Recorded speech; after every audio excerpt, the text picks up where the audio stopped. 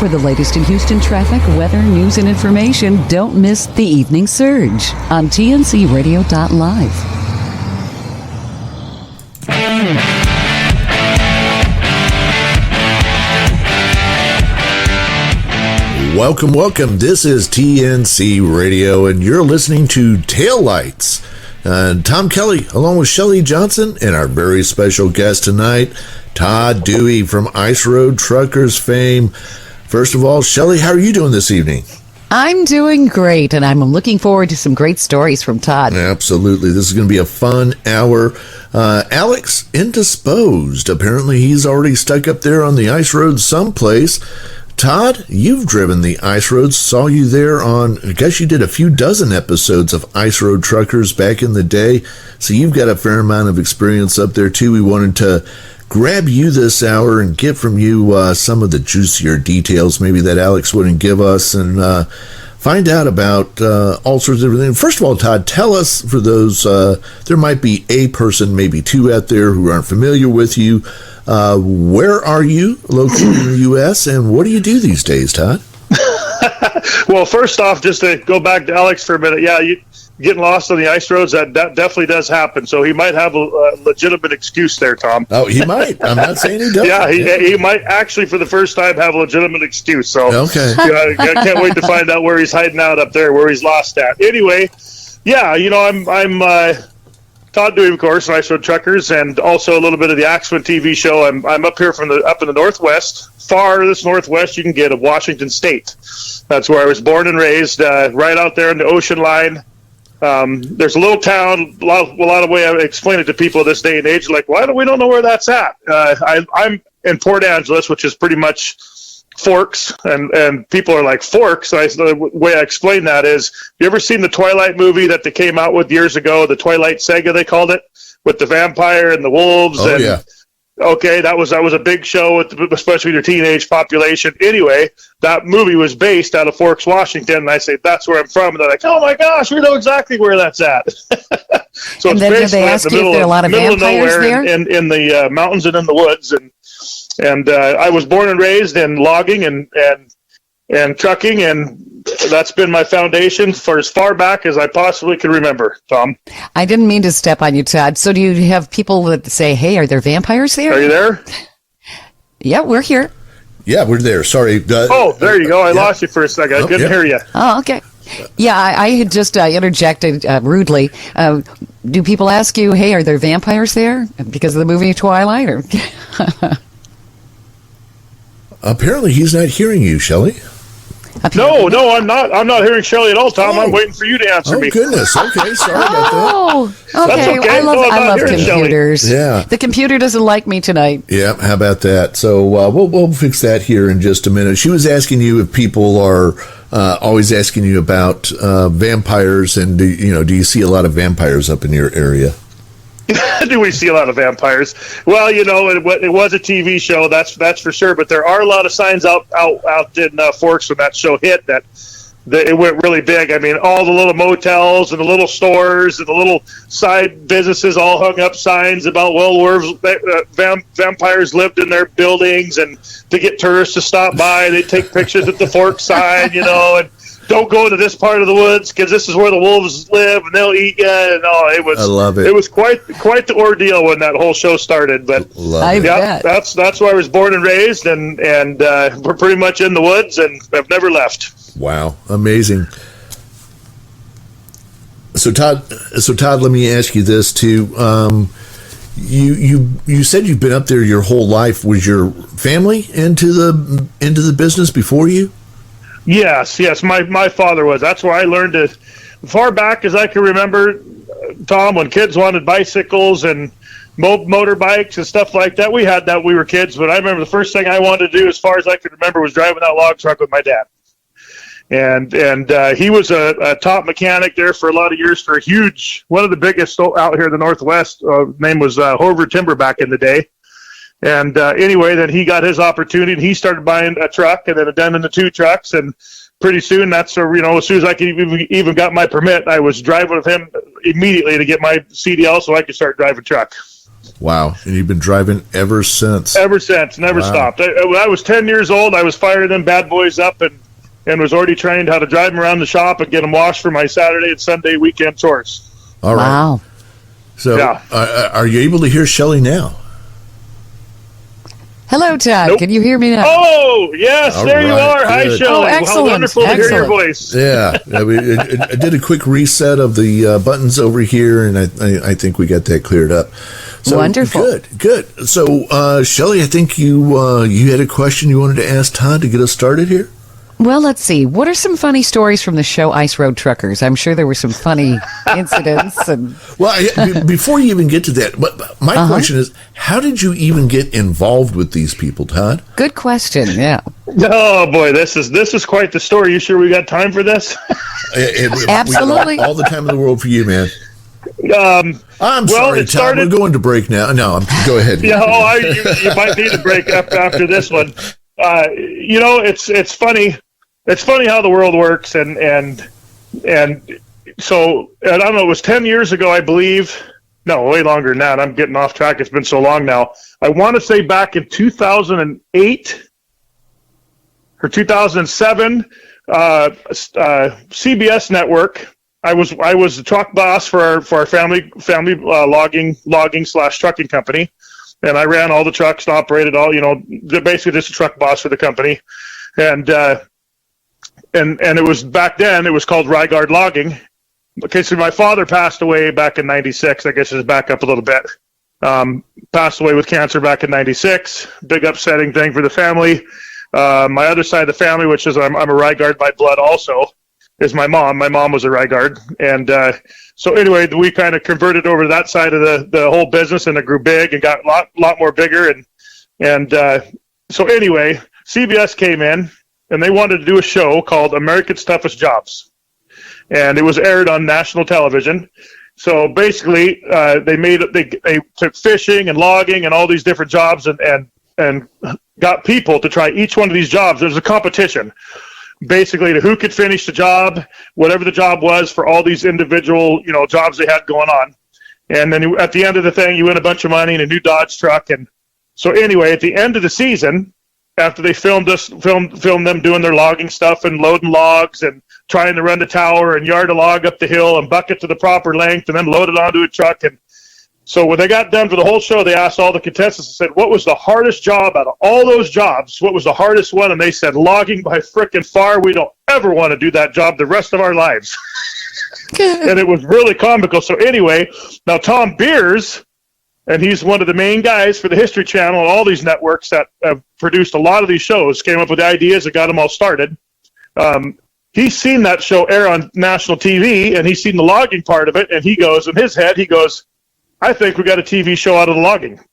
So next thing you know, they contact us, and next season we're doing the show, and that's when the original first season came out of the Axemen on the History Channel. Ah, okay. That was us on. That's when we started, and then that's what started. So then, probably 3 years into it, I think it was maybe 4 years into it. Long story short, I was up on the job, and I was coming back on a Friday night. One of my trucks had gotten in a wreck. I was trying to get back into town, take care of this wreck, and deal with that. Well, typical truck driver, coming back empty. Well, if I'm going by the landing, there's no reason I can't be taking a load to town and making some money. And I knew I was pushing on my time, so I thought, nope, I'm going to go grab a load. I don't care. So I ran up there. Now, mind you, they were right in the middle of filming a new season of Axemen this time. So when I got up to the landing, probably driving way too fast, I should have been driving, trying to get up there to get a load, to get to town, to get dumped, to go take care of this wreck. I know it sounds chaotic because it was. When I get up there, there's no shovel operator. The grapples are hanging in the air. Tumbleweeds are blowing down the road. I'm thinking, where in the hell is everybody? I'm about ready to snap my cork because I just want to get loaded and get out of there. Nobody's around. Everybody's gone. So I jump in the machine. I'm already starting to get worked up, get furious. I grab my log trailer in the back of my log truck, and I swing over to the side right there, and I set it down into what I thought was bushes on the side of the road. Well, it was basically a little cliff on the side of the road, and I let go of my trailer, and down the bank my trailer went. Oh, no. So then now I'm really throwing a fit, Tom. I mean, I am ticked. So now back in the day when we first started, we didn't have the top of the line, brand new equipment. We worked with what we had to get the job done. I was trying to get the main window open in front of the cab, and that window wouldn't come open, and it was jamming, and I started to get it up, and I let go, and it hit me in the back of the head. Now I'm really mad, right? So when that window came down, I just took my foot, and I just kicked the window right out of the front of that machine. So I could see what the heck I was doing, because I had to look out the the front of the cab to see my trailer down the bank to get down there at the grapples to get it. Anyway, so I get this thing back on the road, and I get it lined up, and you got to get back out and back the truck up, hook up the trailer, get back to the machine, let everything go. It's quite the job to do it yourself, to load yourself in, the whole 9 yards. So I'm slamming logs on my log truck as fast as I frickin' can. Well, I didn't know, but one of the producers, the reason none of the guys were there is because they were doing after hours interviews with all the crew for what had gone on during the filming day. So anyway, one of the main producers was down there, and he was watching me this whole time from up on the side of the hill, and he's thinking to himself, what in the hell is this guy doing? Because he could hear me cussing and yelling and kicking the window out. I mean, it was just it must have looked like a total fiasco from his eyes. So he went and asked Gabe, my cousin Gabe Rygard. He went and asked him, and Gabe's all, just, if he's in having a mood and he's having a fit, just leave him alone. Don't bug him. Just let him do his thing. So anyway, this guy couldn't stand it. So he comes down there and asks me at this moment in time where I'm sweating and cussing and yelling, if I'd like to do an interview for the Ice Roads and if I think I got what it takes to do it. Oh, no. Whoa. Oh, yeah. So basically at that moment in time, I was pretty much telling me, you know what, you can stick it where the sun don't shine. I'm too busy. Why you even bothered me right now? You know what I mean? One of those type of situations. So anyway, he kept asking me. He was a nice enough guy. And I was thinking about it. I was putting my wrappers on and tightening my binders down really quick. And I said, listen, I'm leaving this landing in exactly 5 minutes in that truck. If you ain't in it, you ain't getting an interview. Well, I got in the truck, and there he was with his camera and his camera bag on and all ready to go, pointing at the driver's seat, and was ready to go. Wow. So away we went, and I was not in a good mood. So long story short, because I'm probably pushing on this one. So as we're driving down the road, he starts asking me some personal questions about my life and my dad, and I said, "Oh, my dad's kind of off limits. That's a personal issue with me. I'm not going to talk about my dad. I didn't want to." And this guy wouldn't quit pushing. He kept asking me the same, and I basically looked at him 2 or 3 times and said, "Listen, I can't be any more serious with you. You ask me that question again, I'm going to throw you out of the truck." And I tell you, Tom and Shelley, he asked me again. Oh. And I was already freaking boiling at the ears. I turned around, I let go of that gear shift. I can't imagine what the people driving by were thinking as this loaded log truck at 105,000 pounds is going down the road, swerving in and out like I've been drinking alcohol all day long while I was knocking that camera out of his hands. Oh, jeez. I mean, I took my eyes completely off the road, and I was beating that camera out of his hand and told him, anyway, he started screaming, okay. So anyhow, I get home, and I told the wife the story after I jumped him off in town at the mill where he had another chase car following to pick him up. Told the wife what had happened and wanted an interview, and I told her what happened, and she's all, "You and your temper sometimes." So I said, "Well, I don't think I'll be doing the Ice Roads anytime soon." Basically is what it came down to after that interview, right? Well, lo and behold, they called me up like 6 months later and said, "Hey, you're one of the final contestants." And I'm like, how is that even possible? There's no way I could be one of those. Anyhow, so when it came right down to the wire, they called me up and said, "Congratulations, you're the guy. We'd like you to do the show. What do you think?" And I said, well, let's back up. I said, how in the heck did you guys pick me out of all the people you interviewed all over this country for this job? Why did I get picked? And he said, the footage that was on that camera and the amount of emotions that you put out when you knocked that camera and started slapping our frickin' camera guy around was absolutely the best footage we'd ever seen, they said. Oh, that's great. Oh, and I was like, are you kidding me? So that's how I got on the Ice Road show, and it extends in a little bit more than that, too, because it really comes into a lot of background. Maybe we get into that the next time you guys got to go on a break. All right. Yeah. This is great. Yeah. You're listening to Taillights on TNCRadio.live with Ice Road Trucker star Todd Dewey. He's weaving some pretty interesting tales for listeners tonight, so don't go away. We'll be back with more great stories coming up right here on TNCRadio.live. And Shelley, when we come back, we're not going to ask him about his dad. Okay. All right.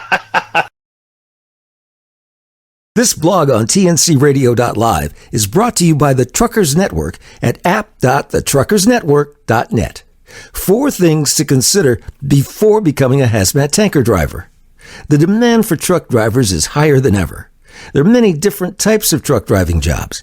Whether you're a new driver or if you already have a couple of years' experience, it's never a bad idea to get new skills and endorsements. Hazmat tanker jobs are one of the many truck driving jobs. If you're considering becoming a hazmat tanker truck driver, here's some things you should know. What is a hazmat tanker? Hazmat truck drivers haul, deliver, and dispose of hazardous materials. Hazardous material can include things like gases, explosives, corrosive chemicals, poisons, and radioactive materials. Hazmat tanker drivers are not limited to hauling only hazardous material. They can also drive a non-hazardous tanker. Have the right requirements. Becoming a certified hazmat tanker driver will require you to add specific endorsements to your already existing CDL. You'll have to undergo training that is specifically designed for transporting and handling hazardous materials. After obtaining your CDL, you'll have to go through a background check and complete the application requirements. The application requires ID proof of being at least 21 years old, proof of citizenship or legal residence, a medical exam and eye exam. You must pass the hazmat knowledge test too. It's more stressful. Regardless of what you're hauling, being a truck driver is a stressful job. Safety is a top priority for truck drivers, especially for hazmat tanker drivers. Hauling hazardous material means that accidents or spills are much more severe. Hazmat tanker drivers are under much more stress and caution than drivers that haul non-hazardous material. Drivers need to be extra careful and need to plan their routes before driving. It requires a lot of skill. Truck driving is a difficult career and it's not for everyone. Being a truck driver already requires a lot of skill. For hazmat tanker drivers, there are specific skills that you'll need in order to be successful. Aside from the technical skills, hazmat tankers should also have personal skills. Some personal skills include being punctual, detail-oriented, and patient. These skills will make you a better driver in the long run. You make more money. Hazmat tanker drivers make more money on average. This is because more experience and skills required to haul hazardous loads. According to Salary.com, the average salary for a hazmat tanker driver in the United States is just over $63,000 a year, but the average salary range falls between $55,000 and $72,000 a year. Salary varies from education, certification, experiences, and additional skills. This info blog was brought to you by the Truckers Network at app.thetruckersnetwork.net. Join Tom Kelly and the rest of the team each day on the morning grind. Then stay tuned for an encore presentation of last night's Landline Now. Weekdays on tncradio.live. Hey drivers, did you hear music on tncradio.live that you really liked? Or maybe you heard us interview an author of a book you'd like to read or listen to. You can get the books, music, and other products you hear about by going to our website at www.tncradio.live and clicking on the shopping cart.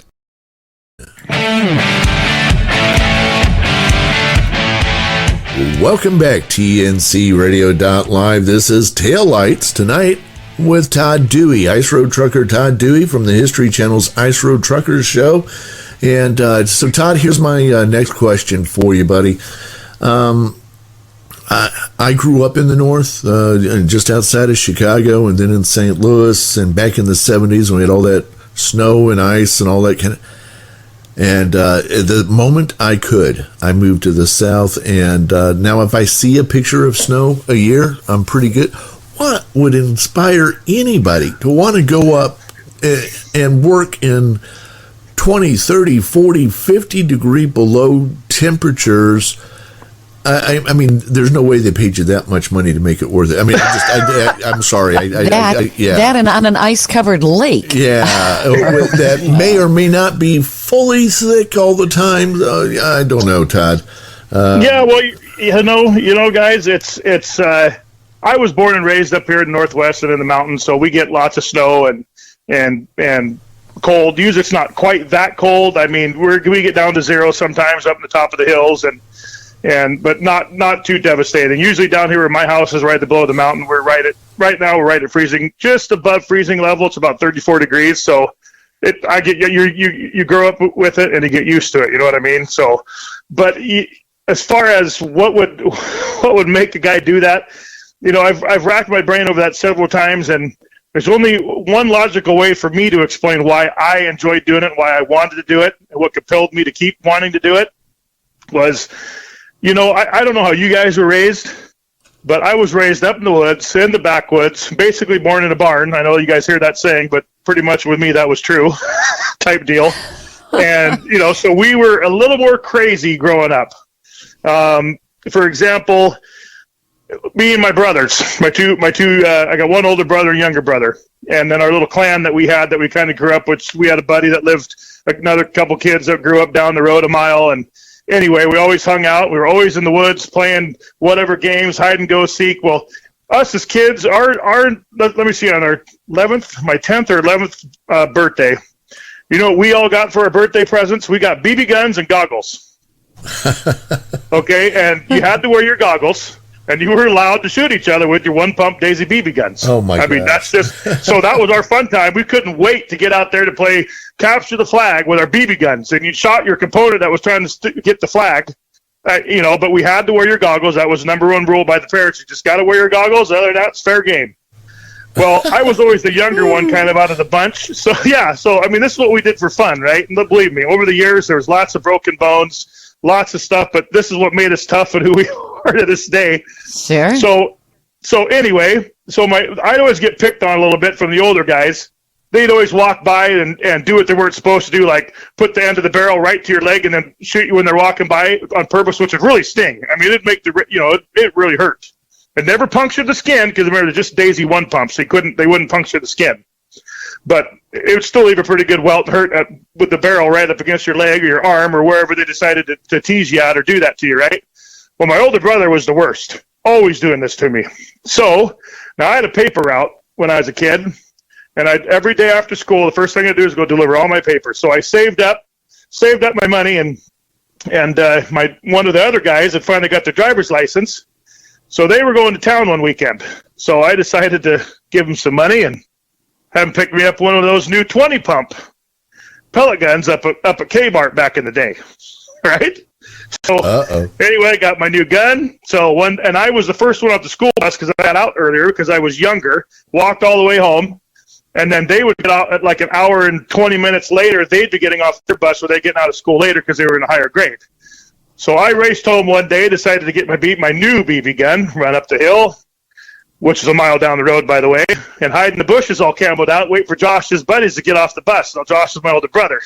So I decided to pump her up to the 20 thing, and as soon as he got off that school bus, I had a good clear shot. I shot him right in the butt cheek with that thing, and that pellet sunk in there so deep. It wasn't even funny. I was running as fast as I could go, and they're telling me they were going to get me. And I ran home. Josh came home crying and showed Mom, and my mom. But my mom doesn't really know the difference with the guns and the pumps and what's different. So anyway, she picked out the pellet with a pair of tweezers. I didn't think too much of it. Well, then Dad got home and he got told the story. So then Dad calls me out to the living room and says, "Hey, Todd, why don't you bring me a BB gun?" I said, "Yeah, Dad, no problem." So I went in the room, got out my Daisy one-pump Rider, and brought it out. He looked at it, then he looked at me and said, "No, why don't you go get your other one?" Well, I never told Dad that I got a different one, but he knew the difference between what was what, right? All right. I was like, so that's one of those moments where you're looking at your dad, you're thinking, do I lie? The freak knows, and I lie. I'm in so much freaking trouble. So that was one of those times, "Oh, yeah, sure, Dad, I'll go get it." And I went and got it. Boy, he says, "This is a pretty nice little rifle you got here. Get this at." And I told him I saved my money, my paper out, and Dirk got it for me. And he goes, "Well, let's take her outside and see how she works." All right, yeah.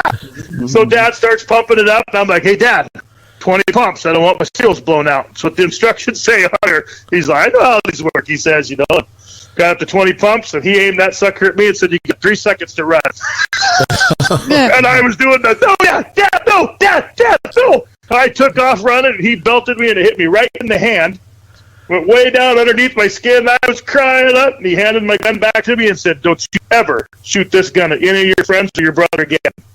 I tell you what, I never did. But that's just a story on how we grew up our lives. This is what we did. I mean, I ran my brother over one time with my three-wheeler and put him in the hospital for a month, where I ripped his twigs and berries open with the brake lever underneath and got him 56 stitches. Oh my gosh.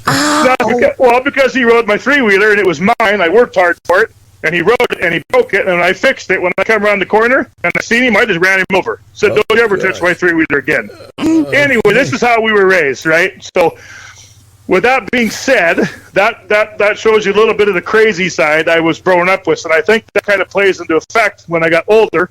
The more crazier the job, the more harder I think it's going to take it to get done. I want to do it. And the ice roads, and I don't think it scares me like it should the normal person. I'm not afraid to go up there and maybe fall through the ice, and I think that's the type of person and personality it takes to go do the ice roads. Do you are you an adrenaline junkie, you think?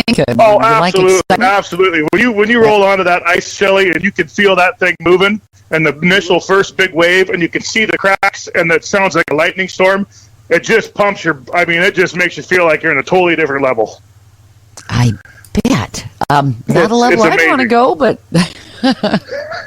And it's so beautiful up there. The country, the ice is just blue, and you can see the water bubbles underneath, and the caribou herds that are running wild, and the wolf packs you run into, and you're in total solitude, and you're by yourself, nobody looking over your shoulder telling you what to do, and you're going to get presented with challenges. If your truck breaks down or you get stuck, you got to get yourself out. There ain't nobody there to help you. That's part of the job, So with that being said, and all that craziness of growing up and having to do stuff fun or just having fun, I think I really enjoy it. And you learn to be competitive with your brothers too, I bet. Oh yeah, and still to this very day we are. Absolutely.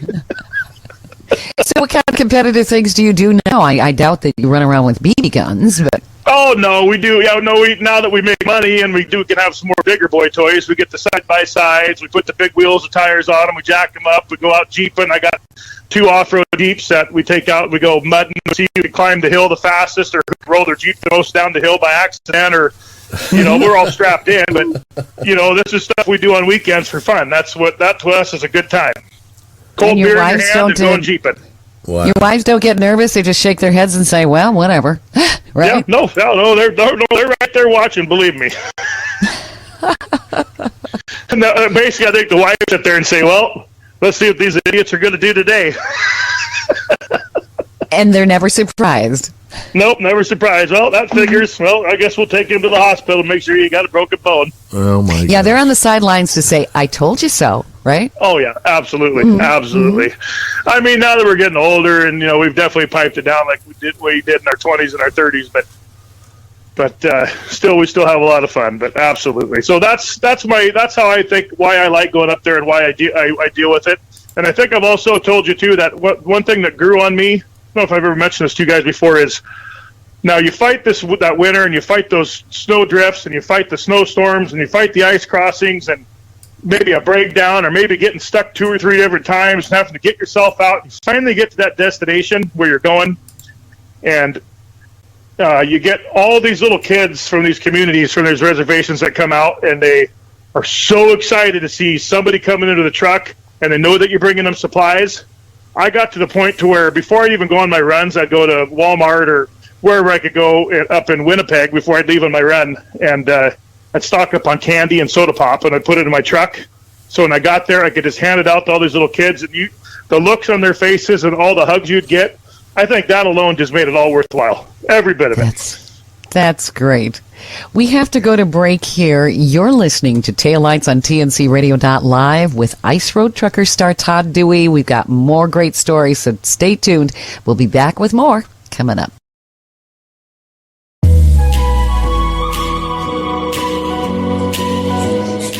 Hi, I'm Dr. Christopher Cortman, and now for the Mental Health Minute. Can we talk about panic attacks? And when I say we, I mean me. I'm going to do all the talking. What is a panic attack? Well, to me, it's a misnomer. Panic does not attack you. A mugger attacks you. Your auntie's chihuahua attacks you. Panic doesn't attack you. Let's begin with what panic really is and where it comes from. Panic is an exaggeration of the body's own stress response. It's preparing you to run or to fight. But what happens is we get a surge of different kinds of hormones in our body, and as a result, the blood flows to the major muscle groups, and the heart starts racing, and the chest gets all constricted, and some people talk about an elephant sitting on their chest. And then there's blood flow to the arms and legs, and there's tingling sometimes, and that's called paresthesia. And some people report that there's an intensification of light and of sound. And all those things happen, and they're scary because it feels like I'm having a heart attack, or like I'm going crazy, or that I'm going to die. And by thinking those thoughts, I make it that much worse. It's pouring gasoline on a fire. So how do we cause these things? I'll share that in the next Mental Health Minute.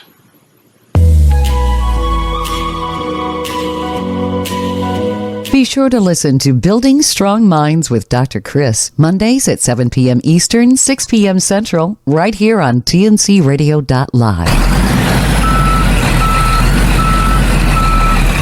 You're listening to tncradio.live. Remember to tune into the Truckers Network radio show with Shelley Johnson, weekdays at 3 p.m. Central, 4 p.m. Eastern. tncradio.live, your commercial driver navigation station.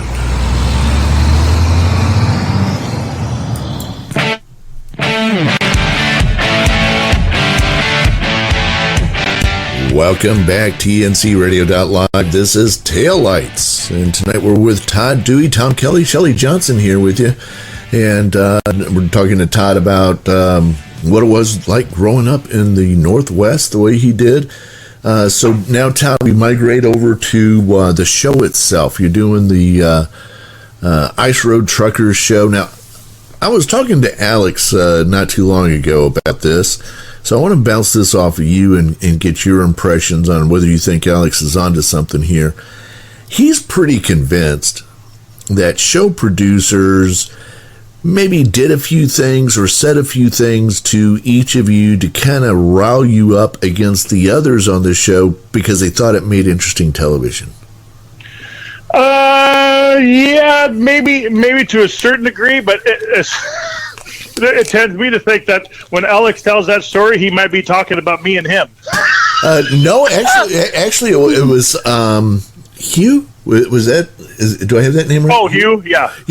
Apparently, one of the producers was telling Alex, "Oh yeah, he was messing with your brakes. What do you think about that? What do you think about that?" And Alex was like, "I don't think that's true." And and so he was really trying to get Alex to get mad at Hugh and trying to convince Alex that he was messing with the truck. And Alex is like, "Yeah, we do a lot of things to mess with each other just kind of naturally, but."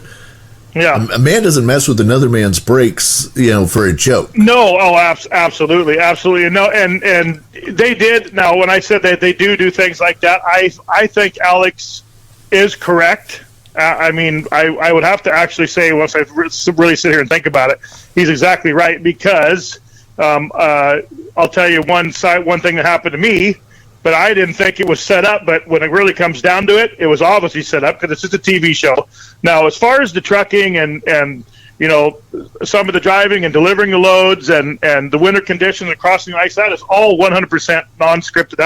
That is true. We did that every single day. That's not BS. Now, I remember my very first year. I can't remember the year, 2012 or whatever, when I first started the season.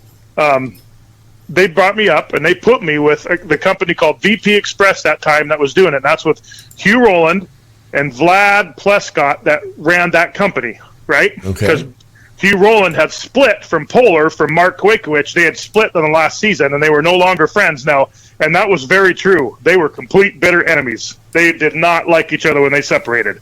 So Hugh went and and with Vlad started their own trucking company. And so it was called VP Express. So when I first came up there, they said, "All right, Todd, you're going to work for VP Express with Hugh Rowland and Vlad." And I was like, "Okay." And then, of course, I got my truck and we started filming. Okay. Now, the next year, when they called me and wanted me to come back and do the next season, I was like, "Okay." And they said, "Oh, But they waited until I got all the way there, flown into Winnipeg, picking me up at the airport, in the car, on the way to the production office. They said, oh, by the way, Todd, we forgot to tell you, you're going to quit Hugh this year and you're going to go to work for Mark. Oh, okay. Well, you can imagine what that started, because Hugh and all them guys already liked me and my driving record and how I did and how I performed my job, and could obviously handle myself on the ice roads because I proved myself that year. And so they liked me, and all of a sudden now I never even talked to Hugh about it. I get Hugh calling me on the phone before I even make it to my hotel room and calling me a frickin' traitor, and why would you quit me to go to work for Mark? And I didn't even have anything to do with it. Yeah. So, you see? So you see what they played? They played us against each other there just to get that drama going. So then I was instantly ticked at Hugh, going, whoa, Hugh, you don't call me up calling me what the heck are you, and then I was instantly mad at him. Right. And we became enemies, and I went to work for Mark. So so they were messing with you guys, trying to get absolutely, because it would cause good drama on camera that they wanted. You got it. Right. Did you feel like they well, I'll skip that question. So you're up there, you're doing all the driving, okay, and like you said, it's real stuff. Did you feel like that the camera person in the cab there with you was a hindrance to safety? Absolutely, 100%. Yep. Yeah. Because right when you're in a really bad situation, let's say, well, for example, you're on the middle of you start across an ice crossing. Sometimes you don't know how long they're going to be up there, especially when you've never been on that ice crossing, let's say, and you're new to it. You start in on it. You don't know if it's a 2-hour crossing, a 5-hour crossing, might be a 10-hour crossing. I don't know how long it is across the lake. Right. I mean, you don't know. Okay. So you start onto this lake, and all of a sudden the storm moves in, and it starts just blizzarding. Well, when all you can see is white, you don't even know where to drive the truck. It starts getting to the point where it starts getting so deep, you're really concentrating on where your truck is. You're trying to keep the windshield wipers clean so you can see. You're poking your head out the window and trying not to freeze your face off, because it gets to that point where it gets very frustrating and you're really concentrating. Then you get the guy over there in the seat with the camera wanting to shove the camera in your face, ask you a bunch of questions, and ask you what's going on. And you're just like, dude, you not realize that both your life and my life are in jeopardy right now? You need to shut up so I can get through this. We'll talk about it when we get off the lake. Wow. So they do. It did happen quite a few times. Or in a ice crossing where the ice ain't feeling right and it's not cracking properly, and you're getting really freaking nervous. And this guy just wants to just keep putting the camera in your face and asking you questions to try to distract you from your job. Absolutely. Sometimes it got very, very frustrating. So did they know enough to stop talking when you said? They don't know anything. No, they're all half them guys that are up there filming. Shelley were from California. They'd never been on. You know how many producers and camera people we went through that would spend 1 week in a truck? Because remember, when you leave, there's no coming back until you come back for your next load. As soon as they come back to the next load, they're like, we quit, we're done, send us home, we're not doing that again. There's no way I'll ever go up there in their ice roads again. So we went through a lot of camera people and a lot of producers because they couldn't hack the cold and the situations we'd be in, thinking that they weren't going to make it back. Sure. So, but which I get that. They also seem to lack some common sense when you're like, we're in a bad situation, just be quiet type thing. You know? What you just be quiet and watch, and then at the end of the day when we do our interview, I'll tell you what was going on and what was happening. You can ask me any question you want. Then right now we're in a very bad situation that we need to get out of. Yeah. Wow. Nope, they just keep asking. Well, it's my job. It's my job. I don't really give a shit what your job is right now. You need to quit. I'm trying to drive this truck. If you want to get home to see your family, you need to shut up. Yeah. So, and there was a couple clips of, believe it or not, there was a couple clips where I snapped on a couple of my producers and actually aired them on TV. Oh yeah, no, so, I've seen those. And always kind of wondered what was kind of behind the scenes on it, because the way they cut this stuff, I don't know. These are just a bunch of short-tempered guys who take life way too seriously. They're just Hollywood actors coming up acting like they're doing this. They're not real truck drivers. I've heard it all. Believe me. But we are. Yeah, there's a whole website, I think it is, that to prove that Ice Road Truckers was all fake. Oh, really? I didn't know there was Oh, one yeah. out there like that. Yeah, Oh, good grief. that all these guys were, and Alex, in retrospect, and you might too, is thinking, come to think of it, they kind of kept us apart. They told us things about each other. They worked for us not to be buddies. Because, as I was thinking, well, after doing all that, you guys, it's kind of like being in the military together, you kind of been through these hard things, your buds and all that. And he's like, they really kind of made it hard for that to happen. Yeah, absolutely. Absolutely they did. So, but in the actual end, you guys, if you really stop thinking about it, they were the ones writing our paychecks pretty much, and it was their show. Yeah. So Sure, they, yeah. they couldn't tell us what to say, but they would sure try to. Okay, so with all that sure. said, Todd, if they came to you tomorrow and said, all right, we've decided to start filming again, you want to come back, what are you going to say? I'd say absolutely. On my contract, I want to say I have free speech, and I get to drive my truck all I want to. Nobody's going to tell me what to do. There you go. All right. And Yeah. ask for a raise on top of it, right? Yeah, and then ask for a raise on top of it. Say absolutely. Now there has been talk. I've talked to a few guys over this, even the last course of the year, where they would really like to try to bring the show back for one final, not a finale, but a final season, like Right. Ice Road Truckers, the final season, to kind of close out the chapter and end the show. But it's getting to the point now where the COVID thing went for so long and couldn't really do anything that now that it's just kind of on the back burner. Right. But it could It's happen. so- You never know. It's put so many things on the back burner. It's Big time. Yes, Yeah. it has. Well, I think that it takes some serious courage and patience and stamina to do what you did on the ice road. And I'd love to get into more details on maybe some of the irritating things you ran across and some of the funnier stuff when you were dealing with all of these people out on the ice road that probably had no clue of what a big rig was until they got in one, right? Yeah. Oh, absolutely. You're listening to Taillights on TNCRadio.live with Ice Road Trucker star Todd Dewey. We'll be back with more great stories right here, so stay tuned. Front Lane introduces Impulse, the world's first collision alert system for the driver behind you when you have to brake hard. Impulse uses ultra-bright pulsing red LEDs to alert drivers behind you who might not be giving their full attention to the road. Using amazing accelerometer technology and a battery that will last for years, Impulse installs in minutes, fits nearly any vehicle, and never requires additional wiring. Drivers react 50% faster, helping to protect you and your passengers.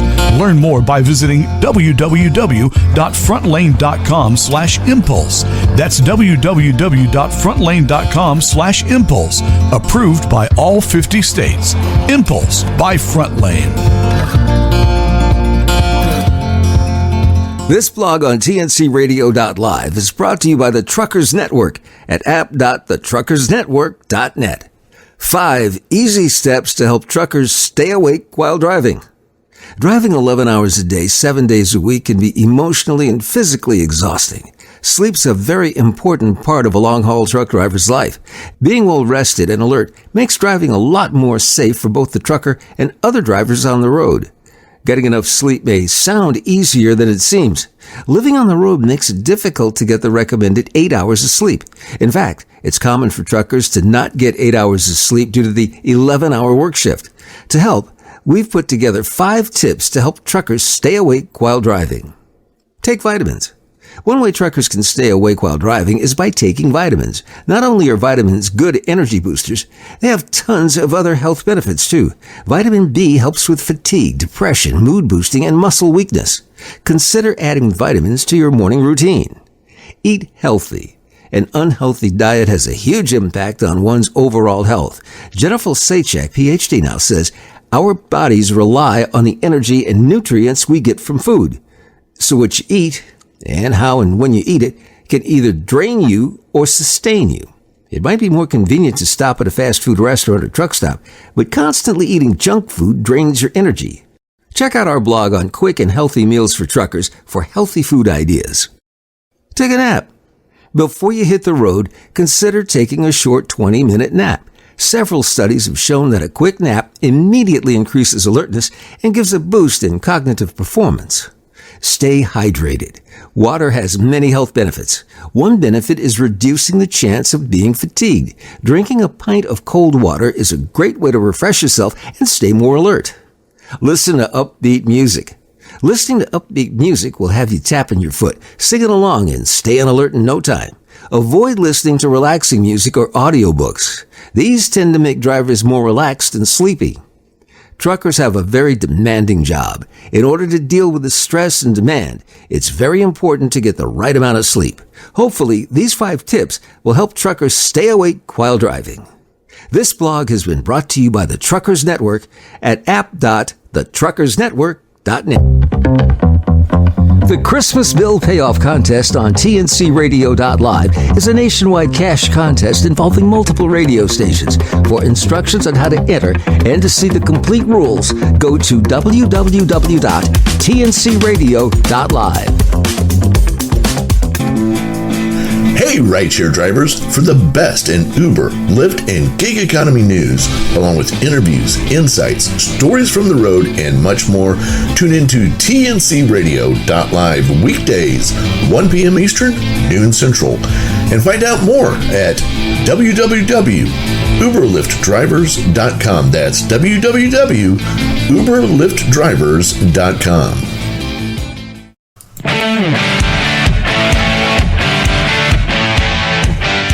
Welcome back to Taillights right here on TNCRadio.live. Tom Kelly along with Shelley Johnson.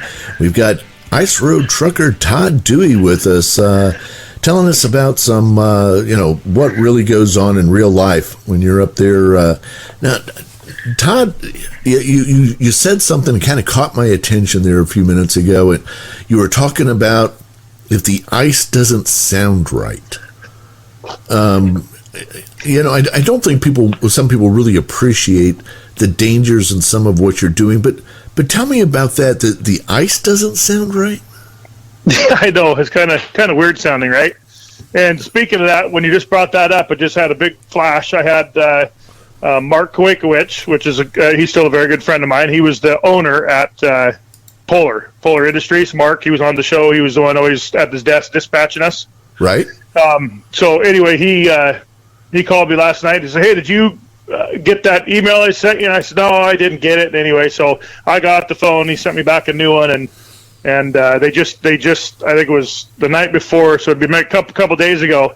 They had a truck go through the ice up there. Oh. I can't remember the name of the lake that he was going across, but fell through, 2 people in the truck, and they both died. Oh man.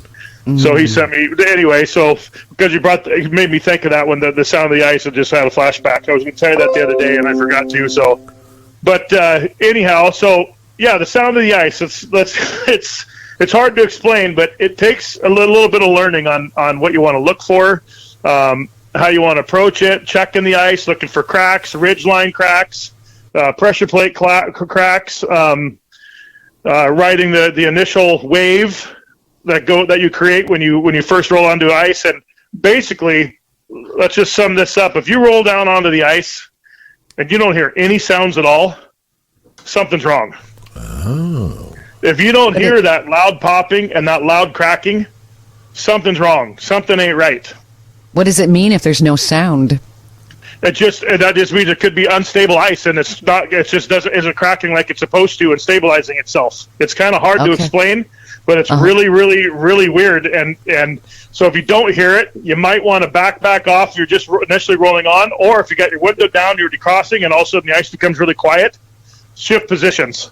Get out of that position, that line that you're on, and move over, or go into the opposite side, and make yourself a little room, or whatever you have to, and get back to some good cracking and good signs. Absolutely. Wow. It's kind of weird, hard to explain, but if it's dead silent and you don't hear any sound, something ain't right, and that's when they say you need to get off that spot. Okay, so you're always listening then when you're.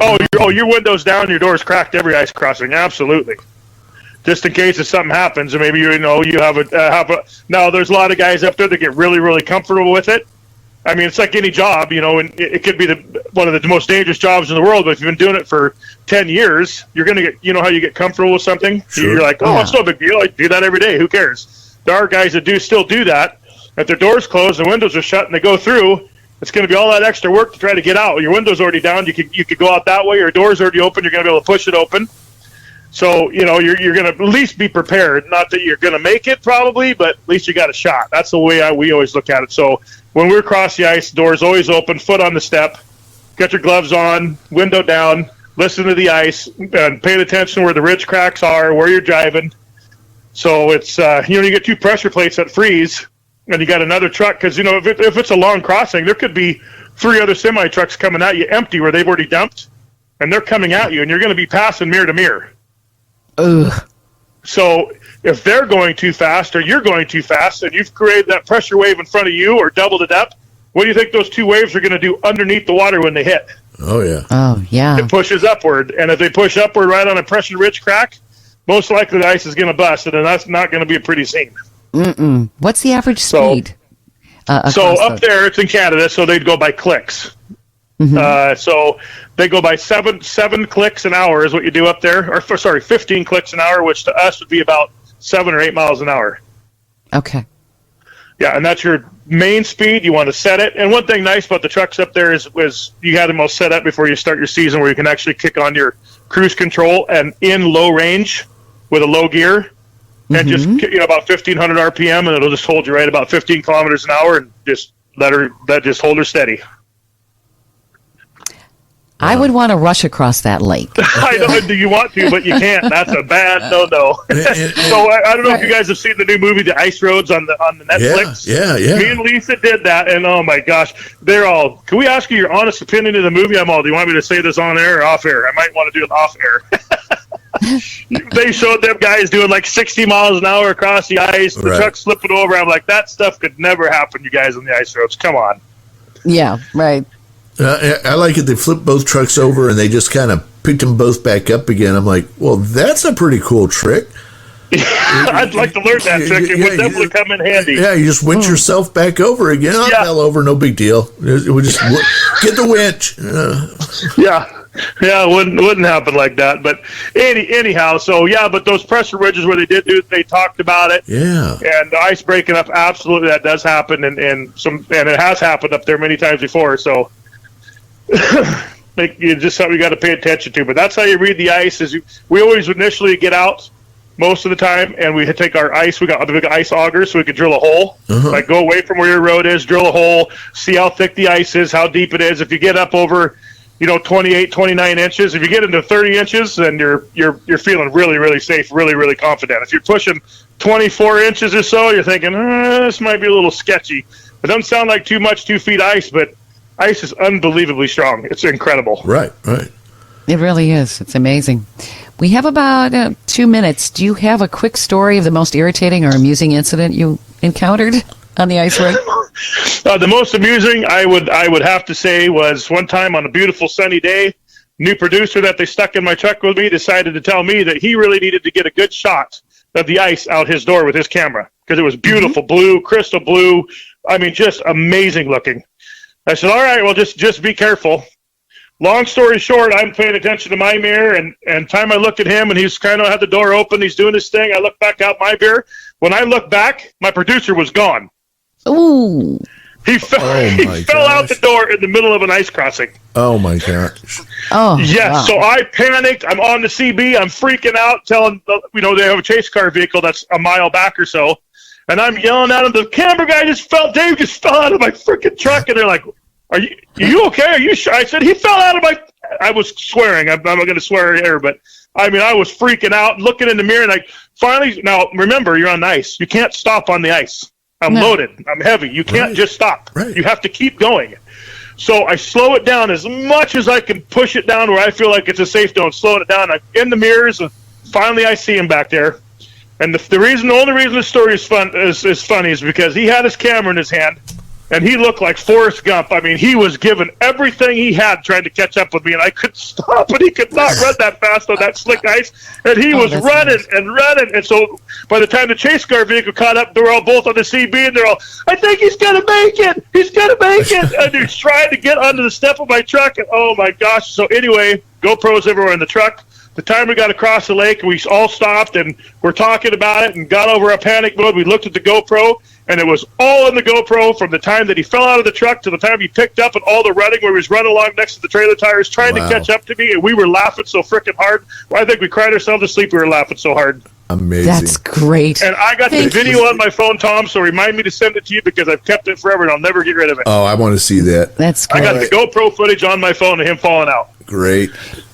You've been listening to Taillights with Todd Dewey from Ice Road Truckers. I can't wait to have you back on, Todd. You've got some great stories here. This is TNCRadio.live. Definitely stay tuned for more. We got Women Road Warriors coming up with me and Kathy DeCaro. Stay tuned for more right here. Right here. Right here. Right here. Right here.